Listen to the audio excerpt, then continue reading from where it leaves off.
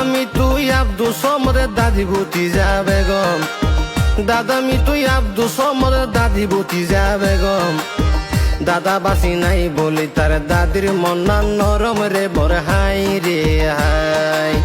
দাদা বাসি নাই বলি তার দাদির মন না নরম রে বর হাই রে হাই।